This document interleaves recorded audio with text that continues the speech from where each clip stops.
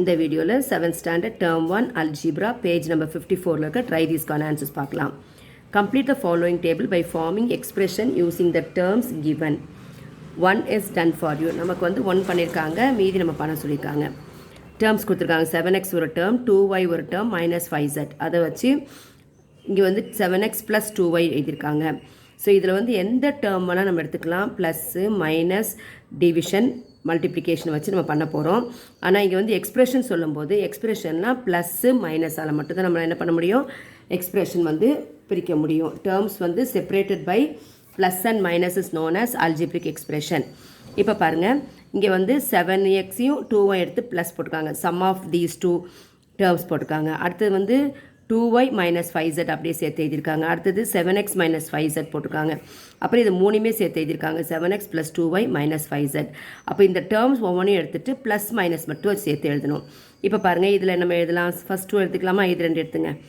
3p plus 4q. Second வந்து 4q and 5y. 4q plus 5r. Third வந்து 3p plus 4q போடலாம். அடுத்தது 3p minus 4q, அடுத்தது plus 5r.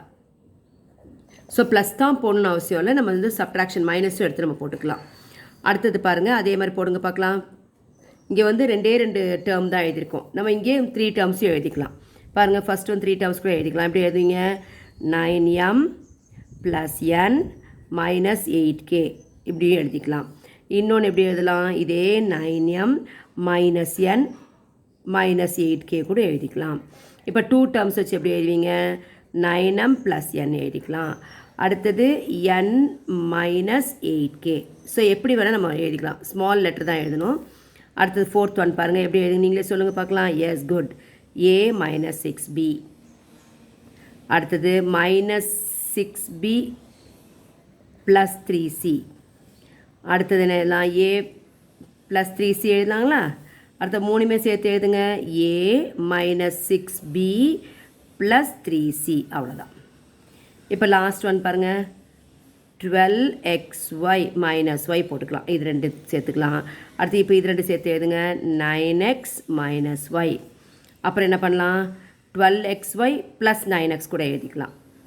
12xy plus 9x இல்லாட்டி 12xy minus 9xும் எழுதலாம். இப்போ லாஸ்ட் ஒன் என்ன எழுதிக்கலாம், 12xy plus 9x minus y. Thank you.